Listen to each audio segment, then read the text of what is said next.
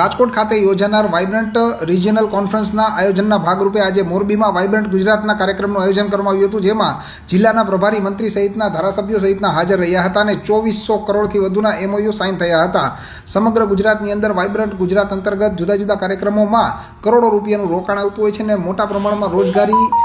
મળતી હોય છે લોકોને। ત્યારે મોરબીની વાત કરીએ તો આજે મોરબીના લીલાપર રોડ ઉપર આવેલ કેશવ બેન્ક્વેટ હોલ ખાતે સૌરાષ્ટ્ર કચ્છ વાઇબ્રન્ટ રિજનલ કોન્ફરન્સનું આયોજન કરવામાં આવ્યું હતું, જેમાં મોરબી જિલ્લાના પ્રભારી મંત્રી ત્રિકમ છાંગા તેમજ માજી મંત્રી તથા ધારાસભ્યો સહિતના લોકો હાજર રહ્યા હતા અને આ તકે જુદા જુદા 50 જેટલા ઔદ્યોગિક એકમો દ્વારા 2400 કરોડથી વધુનું રોકાણ કરવા માટેના MOU સાઇન કરવામાં આવ્યા હતા, જેનાથી 4000 કરતાં વધુ લોકોને રોજગારીનું સર્જન થશે તેવું અધિકારી અને આગેવાનોએ જણાવ્યું છે। વાઇબ્રન્ટ સમિટ મોરબી મુકામેના કાર્યક્રમમાં ખૂબ વહીવટી તંત્રની સક્રિયતા, સરકારની સક્રિયતા,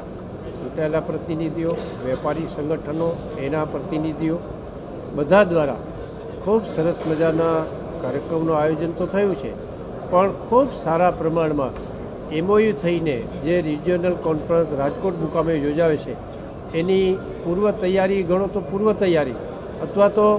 સમિટનું અંતિમ તૈયારી ગણો તો એ પ્રકારનું સુંદર મજાના કાર્યક્રમનું અને સમિટનું આજે મોરબી મુકામે આયોજન થયું। ચોક્કસપણે મોરબીની પ્રગતિ જોતા અને વિઝન 2047 બંને બાબતોને સાથે લઈને કરીએ તો લાગે છે કે મોરબી જે ઝડપે વધી રહ્યું છે એ 2047ની ગતિ જ વધી રહ્યું છે અને 2047 સુધી મોરબી ઊંચાઈની ખૂબ નવા આયામો, માત્ર કોઈ એક બાબતમાં નહીં, સાર્વત્રિક બાબતમાં મોરબી નવી ઊંચાઈઓ સર કરશે।